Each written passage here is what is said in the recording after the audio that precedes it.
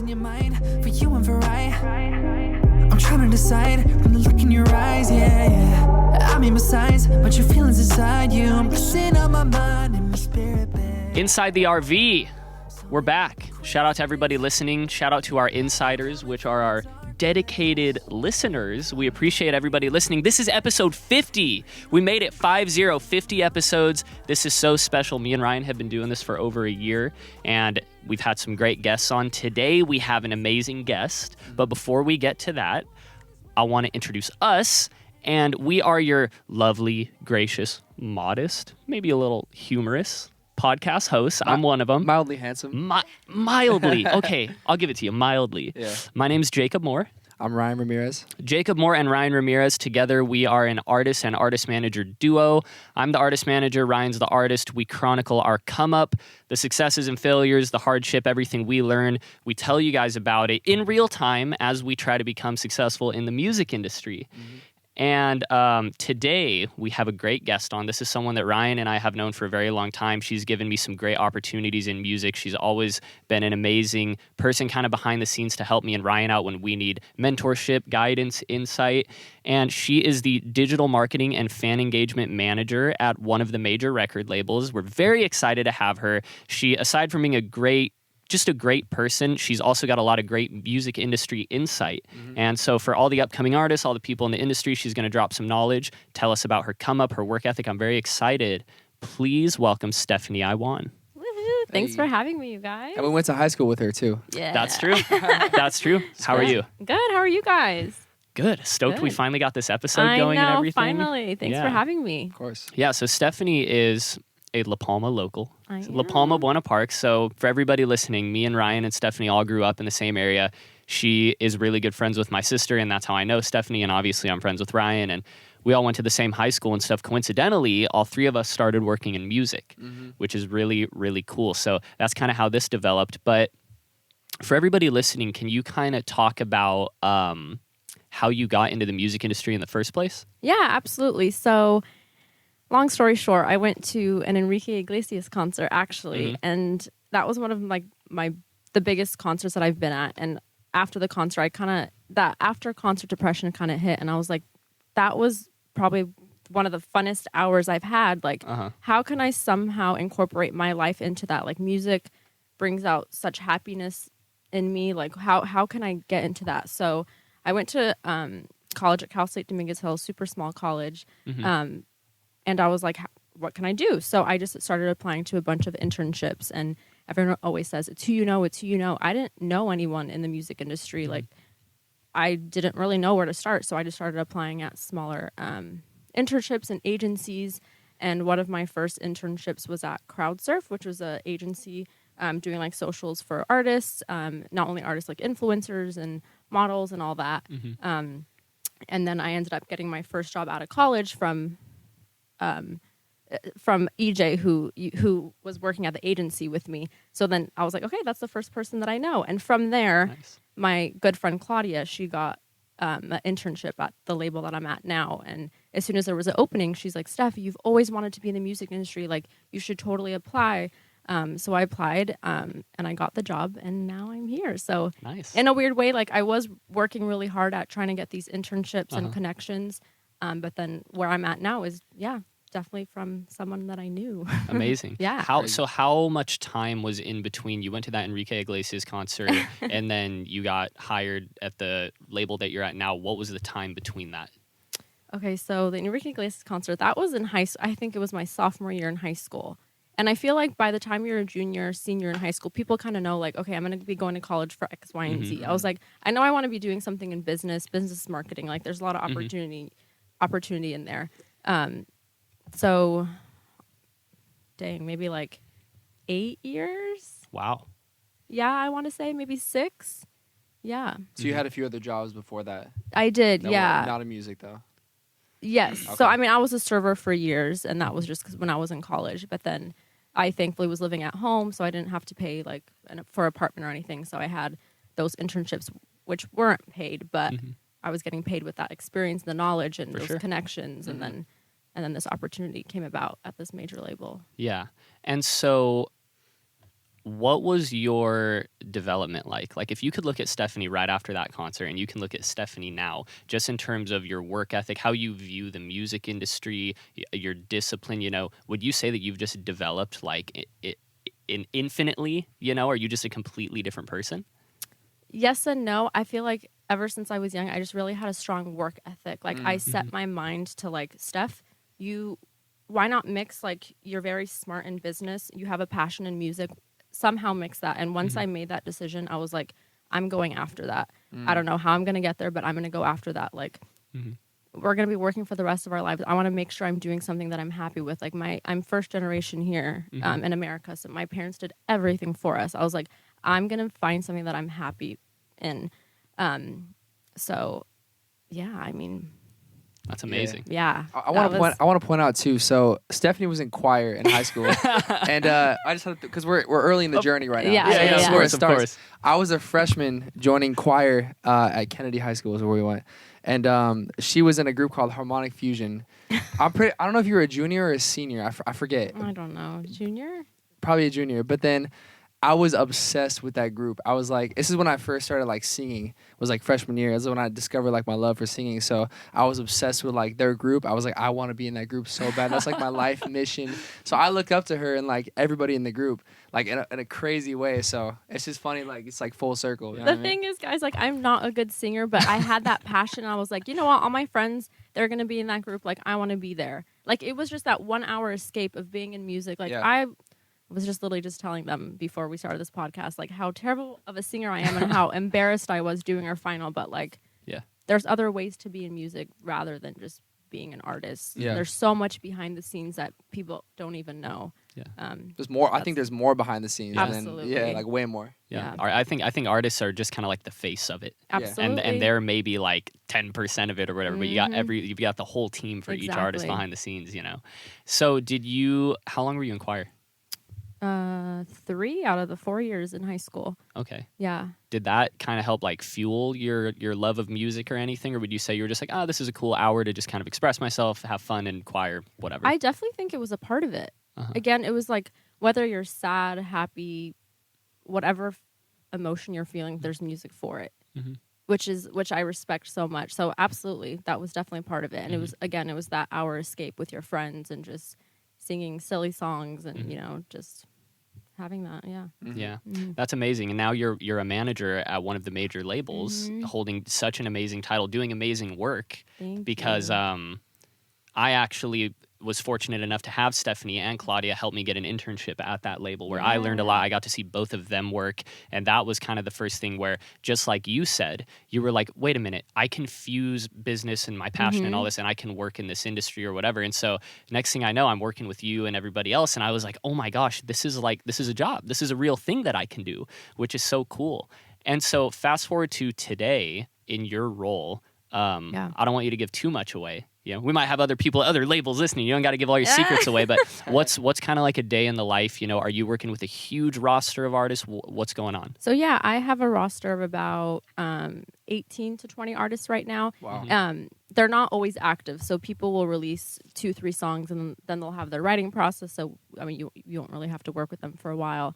But yeah, 18 to 20 artists, and every day it really is different. You'll find out of a release, and then you want to think about that digital strategy, the fan activations, the post-campaign strategies, the advertising, just like, how are you going to keep these fans engaged, as well as like running acquisition campaigns and advertising and like trying to reach new fans. And that was very difficult in the pandemic. We didn't have the touring, so they couldn't go find fans that way. So like literally everything was based on the internet, like times 10. So it was a challenge, but really fun. Like, what are new things, new ways that we could be doing and helping market these artists. So every day is different. Every artist is different. Every manager is different. Every team is different. So, I mean, you could be working with an amazing team and then maybe not your favorite artist the next time, So, So are you working with a lot of? Are you like a creative, like as far as like the social media and stuff like that, or more so just like the strategy? So not necessarily the socials, that's part of it, but more so the digital strategy. Like, what are we going to be doing to tease this release? Then what are we going to be doing post-campaign so people are still talking about the song 3 to 6 months down the line? How are we helping impact streaming, YouTube. You make money off of these DSPs, all this stuff. Mm-hmm. So what can we be doing to really impact before and after release? Mm-hmm. Gotcha. Yeah. Now that roster, are those all artists of the same genre and scale? Like, do you specialize in a particular genre, or are those upcoming artists, huge artists, Yeah. everybody in between? What is that roster like? It's a mix, which I'm really happy about. Yeah. Because again, I'm obsessed with pop, but then I have some that I don't know. Like everyone is so different again, and the managers are so different. So it's it's all different, and a lot of them are developing right now. Mm-hmm. So it's nice to be a part of, like, you see their drive and their want and their urge to become this next Justin Bieber or Ariana Grande. So they're so appreciative, and I feel like That's cool. I'm sure once you get to a certain point dealing, like, I don't know, like, it's really nice to be a part of the developing process of an artist. Do you notice like some artists just have like this like crazy hunger, like more than others, and you can just kind of feel it from them, or do you feel like the majority of them are kind of like all the same, like their wants with it? I feel like you have to have that desire and that urge and that hunger to make it in this industry, especially now. Like, you can't just be good at singing. You have to be good on socials. Your like brand. There's so much that goes into it. So that hunger has to be, like, everyone has to have that. I guess it's a different appreciation, I think is the word. I love working for artists that like could see and thank their team. Like, I see what you're doing, you know? So, but I think everyone that I work with personally has that hunger, and you have to have that, I think, to make it in today's day and age. You gotta eat, sleep, and breathe it. Exactly. Yeah. Now, do you have any sort of, strategies and kind of concrete things that you follow that you say, okay, regardless of the artist, regardless of how big they are, how many fans they have, whatever, these are kind of some solid things that I know will work in terms of like acquiring new fans or keeping fans engaged, whatever? Or does it just completely depend on the artist? It depends on the artist, but something that I think is so important that I tell the first time I meet the artist on the onboarding call and their management is like, I am here to help elevate your voice. I am here to help you stay true and authentic to yourself, because fans could sense as soon as like things get too promo-y or marketing, like, so stay true to yourself, and I'm just here to help amplify and elevate that, which I think is really important, because your team gets bigger and wider, and sometimes I feel like they could lose their voice, and then that's as soon as when fans kind of, they could see that they're being inauthentic, like being forced to post X, Y, and Z. All I ask is like, if we have this idea and it gets signed off, just like see it through. Like, at the end of the day, I'm trying to help you, the team's trying to help you, but it's just like, I just appreciate when artists are collaborative and their management, like, hey, no, we're crossing this out. Okay, we're not going to do that. Oh, we want to do this. Absolutely. But once I create whatever we're creating, like, you better be posting about it. You better be helping amplify. Like, keep your word and I'm going to keep mine, you know? That's such an interesting combo, like mixing like you yourself, your authentic self, with like the promo and the advertising and the business. Like, I feel like it could be really weird to like mix all that together and for the fans to really feel that it is authentic. Yeah. So you feel like that's like a challenge a lot? Yeah. It's yes and no. I mean, short answer, yes, it is hard. And every artist is different. So, Got you. yeah. I feel I can see you thinking. Yeah, like, I feel like huge in the discussion. camera, I'm just like looking up. Like, it's so, every artist is completely different, but. Got you. And do you ever have some artists who maybe don't want to go as heavy like on the marketing or anything like that, but you urge them to do it, and then they go, "Oh my gosh, like thank you for helping us do that." Yes. Yeah. But again, I will never push an artist to do something they're not comfortable with. So sometimes we just have to think of new ways, or content seeding. Like, if you see something on the internet, they're like, "Oh my gosh, this is so funny. I can't believe this was recorded." People don't know, like, maybe we paid to have that there, or like, there's different ways to go about it. It doesn't have to always be like, post this asset and then we're going to post, like, there's no straight way to do the marketing. Like, that's why it's so fun. And like, you have to think outside of the box for those artists that are a little bit like, I don't want to come off too promo-y, you know? So it's really fun, and it's a challenge, and it's fun every single day. Yeah. It's really fun.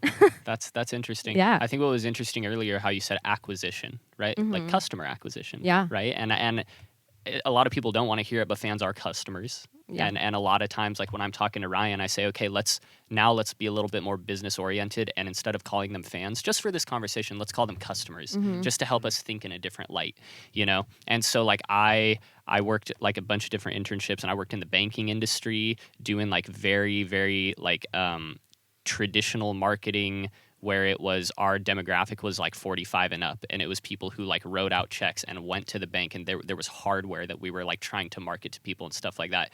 And then coming to music, where his audience is like 18 to like 28 or whatever, and it's so much different. So in terms of fan acquisition, and let's kind of niche it down a little bit, so like upcoming artists who are listening to this or whatever, you know, is it as simple as them just posting on Instagram and like tagging people and whatever, and boom, they've got new fans? Or does it go like way beyond that to acquire fans? It's way beyond that. And I think if you're developing, like you have to make that one-on-one connection with fans. Like you want this fan to be there long-term when you are selling albums 5 years from now, because you want them buying your tour tickets. You want them buying your merch. At the end of the day, yeah, it is a customer. So I think when you're really early on in the development stage, I always say like, go in your DMs and just thank people. Like that goes a long way. They will never unfollow you. They're going to be like, wow, Ryan went out of his way to DM me and thank me. Like they just feel seen, you know? Yeah. So guess what? They're going to be front row, front and center at your next show for however long you're going to be around,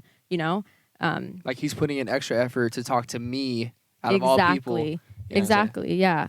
And then they don't only fall in love with you, but they fall in love with you as a person, and they just feel that one-on-one connection. And then when that Instagram number goes from 2K to 20K, they're like, well, I was there from the beginning. Like that's a diehard fan, you know? So it's just really like take the time out of your day to thank the fans, because at the end of the day, they're the ones making you successful. Totally.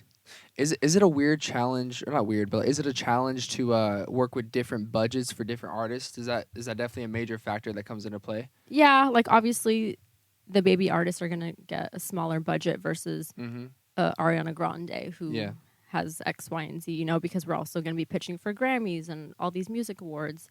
So yeah, different budgets for different sizes. But obviously you're signed to the label for a reason, so they're very generous with budgets. And like, I've never been denied a budget. So if you have a vision, like I'll just be like, hey, can I get this? And then you learn from that. You try something new, you're like, like maybe the money wasn't really well spent there, but now we know for next time, you know? But yeah. But every artist will get a very decent budget. Gotcha. One thing that I think is really difficult for any upcoming artists, and the reason I talk about upcoming artists a lot is because like there's a lot of listeners who are upcoming artists, right? And so I think one thing that I've had a lot of people tell me is like, how do we measure our success? So like, okay, yes, our Instagram following went up, but like, does that necessarily mean we're any more famous or rich or whatever, or farther in our careers? And then like, or they're like, oh, our engagement has gone up, but like our following hasn't. And there, you know, so what's kind of a good way to measure like success? Do you just look at social media and look at numbers? So for me, since I'm in digital marketing and fan engagement, I look at consistent social growth. And my biggest piece of advice, if you could take one thing from this podcast session, do not buy fucking Instagram followers. That will bite you in the ass. I have very large artists that I have now, but I'm seeing a consistent decay in followers, because at some point they bought followers and now Instagram's just clearing it out. They just think they're inactive. Well, they are inactive bots. I heard even some like bigger artists do that sometimes, and that yes. me. Yeah. So I just like, again, stay true to yourself, and like, yes, the social growth helps. So that's what I look like. I look on the back end in the data. There's so many resources and platforms that are free as well, that you could just be like, oh, my streaming has gone up X, Y, and Z. Like, stay consistent with your posting, stay engaged. Whether if you can't find something to post on feed, go on Instagram stories, go on IGTV, like do something just so like your pages know that you're still there, you know? So at the end of the day, it's like, it doesn't really have to do with following. It's really your engagement rate. How many of your fans that are following you are actually staying engaged with your content? So that's the biggest thing. And that's what we look at, is the engagement rate. I think another thing too, and I drive that home, like with him and our other team members, I'm like engagement over everything. You know, like if you have 20,000 followers and you get 50 likes on every picture, I'd rather have you have 1,000 followers but 500 likes. Yep. You know, the highly engaged audience. I think something that's really valuable about that is financially it's valuable. So if you approach a brand and you say, yeah, I got 100K, but your engagement compared to whatever the benchmark is for how many followers you have, if your engagement's trash, a brand looks at you and they say, okay, yes, we want to do a deal. Our brands coincide. That's cool. But they want to make money. The brand wants to make money. So I think that engagement, like you said, for everybody listening is unbelievably valuable because financially brands will look at that. Other people will look at that and say, oh my gosh, those are potential customers for us. Yeah. Okay, let's collab. You know? Yeah. And that's why I feel like micro influencers are huge right now as well, because they're like, okay, they have 5,000 to 10,000 followers, but they're getting their engagement rate is so high and they just have such a highly engaged audience. That's what they're looking at. How many people are really going to click on their link and then go buy this product? So yeah, engagement rate, stay engaged. Sure. Yeah. Okay, here's the tough one. Oh gosh. Here's the tough I'm one. gonna take a sip. Yeah, let's take a couple sips here real quick. This is one day I'm going to be able to confidently say this episode is brought to you by Truly. Thank you guys. Yes. Have you get up? Yeah. Let's talk TikTok. Oh gosh. It's a crazy one. Now, what's so funny is when I started working with you for that internship, that was like one of the first times I'd heard of TikTok, and I think it had it was like 2019. So I think TikTok had like just started blowing up, and like, you remember how we were in little like intern groups and we did our projects and stuff? Me and the other interns were, oh my God, TikTok, whatever. And it's just so crazy how like people get major label deals off TikTok, that like an entire career can live on TikTok. Yeah. It's crazy. Is that a non-negotiable? Like, you tell your artists, and I might know the answer to this based on what you said earlier, but would you say to most artists you're working with, like, hey, TikTok, we got to find a way to be on there? I feel like when TikTok was like, I know it's still booming. Yes. But again, I'm very firm in the fact, like, I'm not going to force anyone to do something. Like, fans will see that you're being disingenuine. They could sense that. So if you don't want to be active on TikTok, give me some content on YouTube and Instagram. You don't have to be active on Facebook, Twitter, but give me TikTok and YouTube. You know, I'm not asking you. There are so many platforms out there. TikTok, Snapchat, Facebook, Instagram. Like, it is insane. So I'm just like, give me your 110% on 2 out of the 6 platforms and I'll be happy, because Like, find what works for you type exactly. thing and go in on that. Yeah. Because again, fans will see when you're just being forced to do something. TikTok is huge though right now.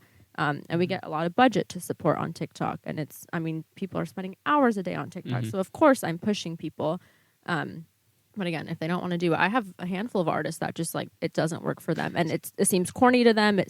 But then I do a few things where they're like, oh, it feels a little corny. I'll be like, look at how many musicians are on here. You could do this. You could do this, you know, and they'll try it out. And they're like, you know what? That actually was really good. And I just got 500 followers overnight, you know? So I don't let them just say no right away. I give them a few options. And then at the end of the day, they're still like, Steph, it doesn't feel right. Then I'm just like, you know what? We'll focus on something else. That's kind of how it was with our team, like, because he was definitely pushing TikTok, and I get it. Like, I definitely do get it. And I think I tried different pockets. I just couldn't find my one that I was like, I really like this. I just everything felt forced to me. So, like, we kind of, like, was like, let's just really dial in Instagram and, like, get that, like, solid. Yeah. So, but that was a tricky one for us, for sure. We definitely got a lot of fights for that. And I feel like I told you this too, though. Like, if Ryan doesn't want to be posting on TikTok, sometimes what I do is if they're posting something on IG Reels or Instagram, I'll just download that video and I'll post it on their TikTok. And it's just cross promotion. So you're not really you're not making new content for that platform, but it's still existing somewhere else. Extra eyes are getting on it. So I cross promote on a lot of platforms. How often do you use stuff or like that you learned in school? Like, do you feel going to school is a very valuable thing for what you do? I feel like I learned a lot where I'm at and with my internships. So, I mean, that's a really tough question because, I mean, I've always worked really hard and like I've always enjoyed school. So I do think it's benefited me now. Just like when like speaking in meetings or just like learning how to communicate and even just like business writing and like I'm really good at copywriting. Like I'm sure school has helped in that aspect. Maybe like when I got into my marketing classes, you know, because that's exactly what I wanted to be doing. But it's really like, I think your first couple jobs. Totally. like I'm still learning, and especially in this position, I started off as a coordinator where I was just helping assist the team, and now I became into this manager role, and I'm the only one on the call that's speaking on digital marketing and fan engagement. And I had so much anxiety. It was just like a Band-Aid that had to be ripped off. And like, you're going to make mistakes. But Adam, shout out to Adam. He works at this label, not anymore. But he always told me, like, just don't bullshit. People know exactly when you're bullshitting. If you don't know something, be like, you know what? I don't know the answer to that, but let me email you. I'll get back to you within the hour. Like, people respect that much more than you thinking you know something, saying it in a meeting, and then it being actually complete bullshit. Yeah. You know, so. Did you have to become a lot more just firm and professional? Like, did you go through a phase? Because, like, for me, you know, I definitely went through the phase where I was like, all right, cool, I'm the manager. And then we'd be in a meeting and I'd be like, oh, I don't know shit. Oh, my God. And now I think I'm in a more skillful, knowledgeable position to where when we have a meeting with someone or we talk to someone, I have that confidence and I know myself a lot better. But I mean, did you go through that phase where you were like, oh fuck, I'm so nervous? Like, and I think the comfort just comes with time. Like, I started off like in an entry level position, and I was surrounded by VPs and all these higher up people and managers, and of course I was quiet the first few brainstorms, and then like the thing where I'm at, people are so freaking kind and accepting. Nice. Like, no idea is a stupid idea. They want the assistant speaking up. Everyone. It doesn't matter your title. So that's what made me very comfortable. Like I just have such a good team. Like, I never felt stupid. But of course, like, if you go into a big room and you have the CEO, like, we have a major label call weekly, and like, of course, I think that's normal to be a little nervous sometimes. But again, I just think that comes with growth and practice. Yeah. I think another thing too is that you got to realize that you're there for a reason. They put you in that position for a reason. Yeah. You earned that position, you know? And so like that was something that I had to face too. I was like, okay, Jacob, like, you're in this managerial role, or like for my other day job I was like, you put yourself in this role, whatever, and you have to take pride in that and have confidence and say, like, I'm here to contribute. And like you said, like, don't bullshit it. Because I definitely went through that phase where I'd be like, yeah, Ryan, we should probably just blah, blah, blah, blah, blah, blah. I'd go home and be like, I don't even know if that was the right thing to say. And now I'm not afraid to tell Ryan, I don't fucking know. Give me a day and let me research it and call Steph and call people and let me get it figured out, and I'll get you an answer. You know, it's 10 times better, because I think something that I focus on now, and I'm sure all of us, is like quality of work. Like, I want to do great quality work, and especially in music, like, you have to have quality stuff. That's the basis. Your shit has to be good, whether it's a social post or whether it's a song or whatever. So that's something that I've like really grasped over the last year. The music industry is a weird one, because I feel like you definitely go through a lot of like people who have that front of like, I've worked with this person. I know what I'm talking about. I know everything that you should know. But then as an up and comer, you're like, okay, would I be dumb to not listen, or should I like trust my gut feeling? And like, you know what I'm saying? So like, we've definitely gone through that a couple times. So it's interesting, like, when you're on the come up of like, who do you really listen to? Because a lot of people Are there for the flex. Or there for the flex, but you do you can't see that too? Yeah. But you can't totally tell. See, like, because especially like in the R&B world, like, it's just like, that's just like the vibe of like, you know what I'm saying, like, of being hard or whatever. So it's kind of tough to like decipher sometimes, you know. I told you this before. Like, stick with your gut feeling. Yeah. And just take what people have to say. Like, I always ask questions and hear out what people have to say and their advice, but then sit in the room by yourself and be like, is this what I really want? Like, was this true? Was he being genuine? I think that gut feeling will take you far. Yeah, for sure. Definitely. Without giving too much away, what's one of your favorite projects you've ever worked on? Ooh. Well, I'll just say it. Okay. Rufus Du Sol. I've been obsessed with the band since I was in high school.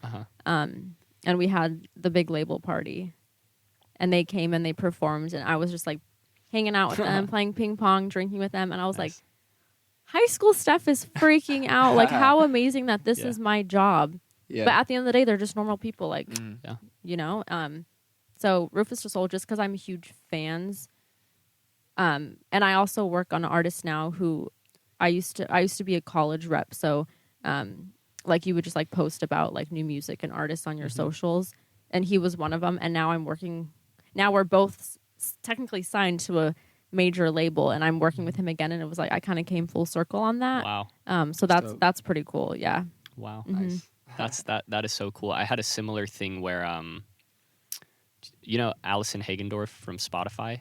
I feel like I've heard that name. Yeah, I think she's the head of rock or global head of rock, or she I know does that something. name. Yeah. But I had been like following her for a long time on Instagram, and like just I was like, this woman works the coolest role ever, and like like all the interviews and stuff. Like I'm a big fan of her, and I watched a lot of stuff of hers. And then I went, and like one of my first couple weeks at the internship where you work, I got a list of people that we were sending out a new record to that was about to drop from one of our artists, and she was on there. And I got to like put together this little care package with her name and like stamp it and go mail it out. I was like, dude, that is so crazy. Cool, isn't it? Yeah. And hopefully, I'm pretty sure one day I'll be able to meet her, and like I don't know if I'll say this whole story, but you should though, and Yeah. absolutely you will. Yeah. Yeah. And I just think like full circle. Like I was like, wow, for like 2 years I've been following this woman who's like kick ass, and she's so dope, and like I'm a fan of hers, and then I just like got to do this little thing. Oh my gosh, so that was kind of my first time in music where I went, okay,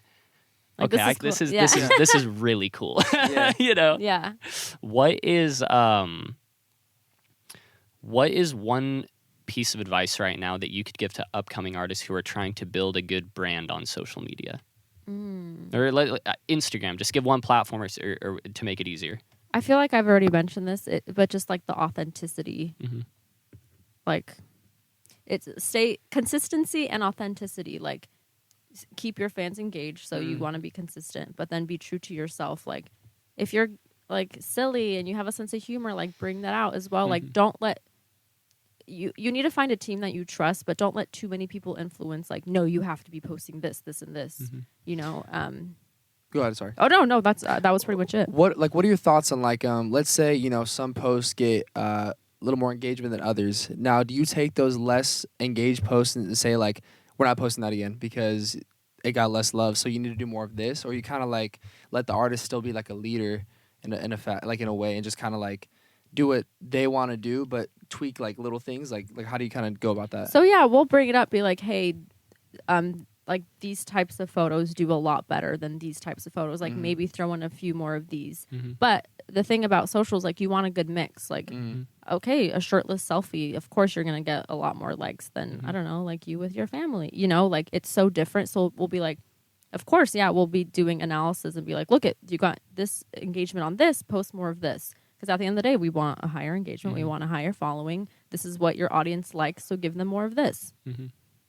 How important is that? Like the audience perception and the engagement? Because one thing that like I try to drive away to Ryan and Styx is I'm like, yes, we should do what we want. Yes, you should be a leader. Yes, we should post what we want. But at the same time, if a bunch of times in a row the audience has showed us that they favor this more than this, we should go in this direction a little bit more. Is that kind of something that's like true? Like should artists follow that, or is it just kind of like I don't care if the audience doesn't like it, like I'm gonna do what I want? I mean, at the end of the day, yeah, you need to give your audience what they're asking. So absolutely, like if they're leading towards these types of posts, you should be doing more of that. And like again, like of course social following is important, and like engagement rate is falling, but at the end of the day, the music industry, like how does that then turn into streams? How does that turn into dollar signs? Like are they watching your YouTube music videos? Are they going on your Spotify? Does this Instagram following spill over to these DSPs where that's eventually where the artist is making their money? So yeah.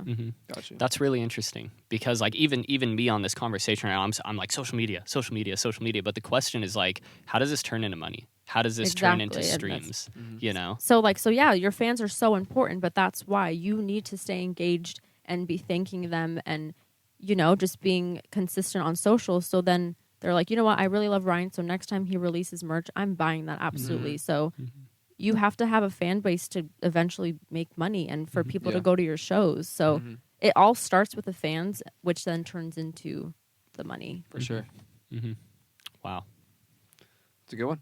Anything else while we're on social before I Socials? kind of... No, I think we covered like the main stuff. Yeah. Okay. Artist development. Let's interesting. talk Okay. artist development because one thing that sticks for our creative director, drives home for us is artist development. Ryan, you need to be singing. You need to be in writing sessions. You need to be Sticks is our choreographer too, and he's a beast. He's like, we should be choreographing. You should be practicing all of the things that make up you as an artist. You should become a better artist, and is that something for the upcoming artists on your roster? Like, do you guys drive that away, or I'm sure A&R kind of. That's mostly A&R, and we have like an artist development department that handles that. But I think it's so important to. I know we're done talking about socials, really, but like, there are so many artists that can come across as influencers. At the end of the day, you don't want to be a fucking influencer. Yeah. You want to stay true to your songwriting and your music process. So, like, don't lose that. Don't get sucked into the socials. Like, all of a sudden, you're seeing all these followers. Like, stay, like, don't. That's why, like, the whole signing people from TikTok. Yeah.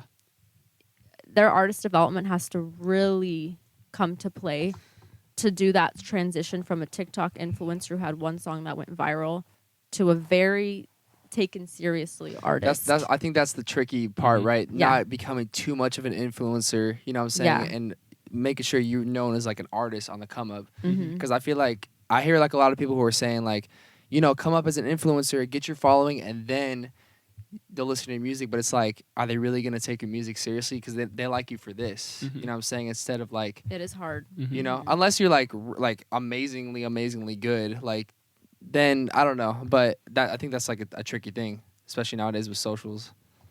Absolutely. I agree. Yeah. And so when these artists, when A&R and the development team is developing them, do you notice like how they portray themselves and what they do on social media kind of changes? Like, do you ever go like, oh my gosh, I just saw this artist over the last 8 months work with A&R, and now like they're putting stuff out on social, and like, damn, they look like a beast. They look like an artist. Yeah, and it's not just socials, but it's the type of music they're releasing and how they come across in interviews, and the colors we're using for the cover art, like, are things being consistent? Like, how it's absolutely, it comes across on socials, and again, like what they're saying in interviews, and just like them as a being, like their website, does that reflect like who they are? And so there's a lot of aspects that it hits. So you want everything to be on brand. You can't have a website that's all these primary colors. Like, it's you have to stay consistent to like the vibe. Like, what, For like, sure. what are you like? Who are you? Yeah. What are?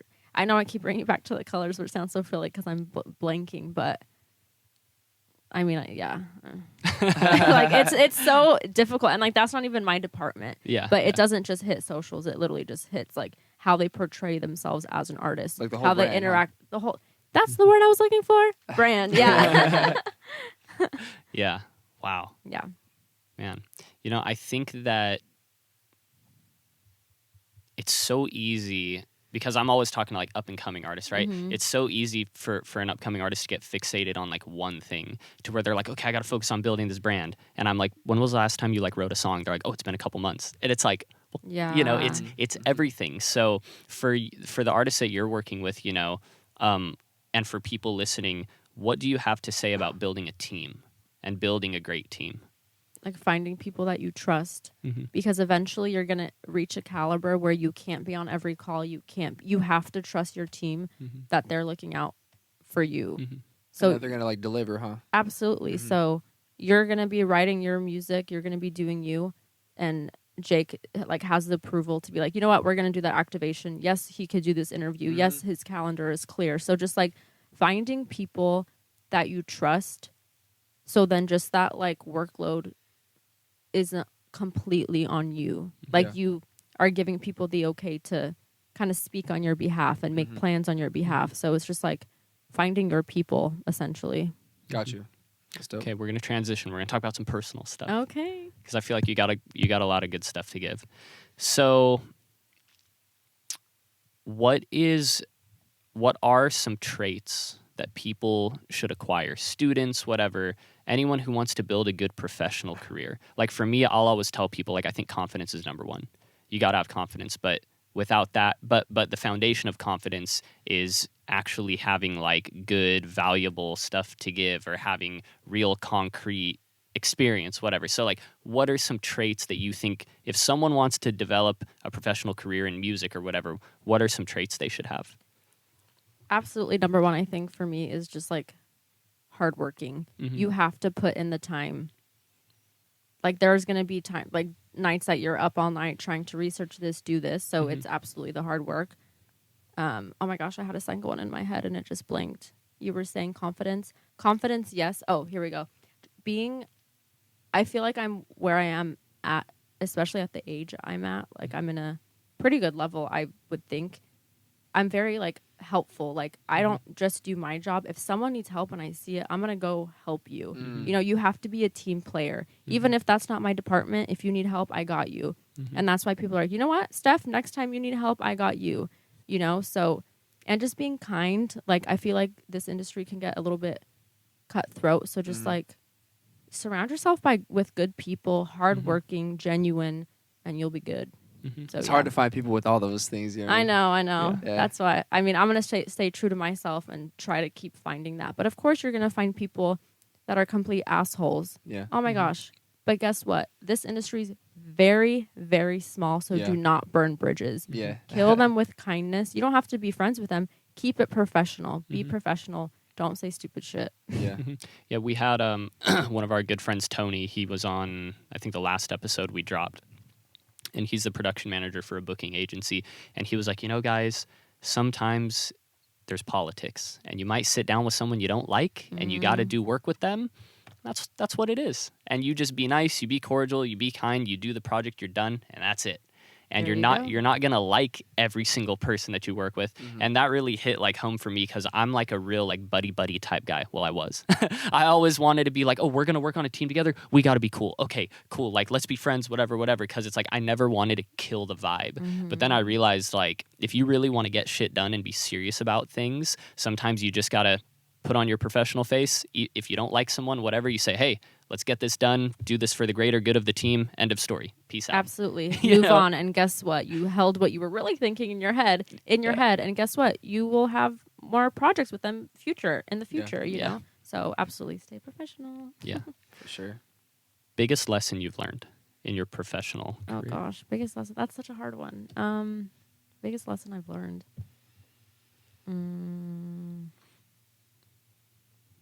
Oh my gosh, I don't know. I'm blanking. You guys answer. What would you guys say? Wow. I don't even know. Spinning it back to you guys. The interviewee has become the yeah. interviewer. Guys, you guys tell me. Biggest lesson I've learned is I don't know shit. So just continuing to Just learn. being a student always. You know what I mean? Because I think that when people get comfortable, I've realized this about myself. Like when you get comfortable, you know, things start to decay for you because you're either going up or like you're going down. So it's like if you just always stay a student and humble and realize like you really don't know anything. Like this is a big industry. Like the music is just so complicated. Like there's so much to learn. Like I think there's just like inevitable growth like forever if you just like have that student attitude. So that's what I learned. I love that. Yeah. That's a good one. Biggest lesson I've learned. Wow. My gosh. I'm sure there will be plenty more big lessons, but to be just completely transparent and honest with people, even if it's at the expense of their feelings, because sometimes there's going to be something that you could say that's going to be for the greater good of the team or the project. But if you're afraid to hurt so-and-so's feelings or you're afraid to step on this person's toes, I just don't think that is a winner's mentality. I don't think that that's how you be a leader. And I think you should always be professional and cordial, but if someone's wrong about something and you 100% know that, hey, based on this data or based on this project or based on what the goal is, this is what we should do, then you need to speak up about that. Because I think there have been a lot of times where, like I said, I always wanted to be buddy with everybody, and I'd be working on teams in school or whatever, or I'd be working with Ryan and I'd be afraid to like voice my opinion. And what that does is it kind of beats down on your own confidence and it beats down on you as a person. And then you just, it kind of snowballs. You become more and more afraid because you never stood up for yourself. You never were completely honest with people and told them what was on your mind. And I think confidence and growth comes with that. So like for me, I I was afraid. I was kind of timid. I'm an extroverted social guy, but I was always afraid to speak my mind. But as I began to do that, I noticed that I actually would weed out all these bad relationships because I was honest with people. Yeah. So like all this negativity in these bad relationships actually like left my life, and what stood were the good friendships and relationships, professional relationships of people who were actually willing to have honest discussions with me. And having meetings with labels, having meetings with directors or whoever it is, like the one thing I say now is I just want to be completely transparent. And it's my day job. Like, so me and Kyle are in business together right now. That's what I do for my day job. And like, I'm working with clients every day. And this isn't in music, right? This is totally outside of music. But talking to different clients every single day, like at the beginning of the discussion, hey, I'm Jacob Moore, pleasure to meet you, blah, blah. Okay, I'm just going to be completely transparent with you and tell you guys like how this goes, you know? And I think as a team, like we got really good at that. Like, because me and him especially, like sometimes we'll get into it like over like, you know, the business side of stuff. But I think we got really good at like separating the business and friends because we're best friends first, like since kindergarten. So like we can be like at each other's faces, not like in a professional way. Yeah. Not yelling I and know. shit. But like we'll be very like honest about what we think like it should be. But then the next minute we'll be like, let's go to a party. Like And people will respect that, especially in this industry. Just say how you feel. Yeah. They say it back. Like, no need to dance around, you know? For sure. So I like that. Yeah. But I feel like I can't go after what you guys, because those were such good lessons. I guess, like, I haven't really experienced this too much, but as much as I'm saying be kind and be a team player, like, maybe don't let people walk all over you. Like, don't let people take your kindness for almost like a weakness. I will help you, but don't cross me, you know? Yeah. So For sure. That's a probably good one. that, yeah. Yeah, I think it is. I don't think people can realize sometimes that they're like taking advantage of you. They're like, oh, this person wants to help me. Okay, let's do A, B, I know C, D, E, F, Stephanie G. will help me do it. I know Steph will do it. Like, Exactly. Like it's just it's convenient for the moment type thing. Yeah, I feel that. I think another thing too I learned is like just don't take things so personal. That's a Like, really, really good one. Especially like the honesty thing. Like you know, if he's telling me like, yo, you're fucking up here, like straight up. Realizing that's not a personal thing. That's just we're trying to build as a team, and I just have to like look at that and look at myself in the mirror, and realize he's right. Yeah. I need to make a change on that. Yeah. You know what I'm saying? I think that's a big one. I think a lot of people struggle with that. I definitely still struggle with that. Still gets to me too. Yeah, I think we all somewhat struggle with it, but just having that consciousness of knowing like just being very self-aware and knowing like what, like if I genuinely look at myself in the mirror, what am I missing? Like what am I doing wrong that I know I should be improving on? You know, I think that's a constant battle you got to have with yourself, you know? Absolutely, bro. Well, guys, I think this has been a great episode. Hey. Thank you guys so much for having me. Absolutely. That was so fun. We appreciate you. Thank you very much, Steph. Thank you guys. I want to say thank you to Stephanie Iwan for coming on and for always being willing to help us. You are so great. So awesome. Don't cross me though, remember. I'm just Hey, kidding. that's I'm just kidding. She's like, I ain't going to help you too much, No. but we appreciate it, Steph. Thank you. Are you cool with people reaching out to you, talking to you, following you, and stuff like that? Absolutely. Yeah. Okay. And my Instagram is at Stephanie Anna. I'm private, so just go ahead and maybe I'll just make myself public now. Yeah. You're like, I'm famous now, so let me just... Yeah, so Stephanie Anna on Instagram. Okay. And then go ahead and DM me any questions. And I've had people like reach out on LinkedIn, Stephanie Iwan. So reach out. I'm happy to answer any questions. Sweet. Cool. The 50th episode. Hey. Oh, just popped off. That was a great episode. Thank you, everybody, for listening at JACXBMOORE. Still waiting to get at Jacob Moore. I'm still waiting. There's some other bearded white guy with brown hair named Jacob Moore who has it. Yeah, I swear. At Ryan Ramirez Official. Peace out. What's in your mind for you and for I? I'm trying to decide from the look in your eyes, yeah. I mean besides, but your feelings inside you. I'm losing on my mind and my spirit, babe.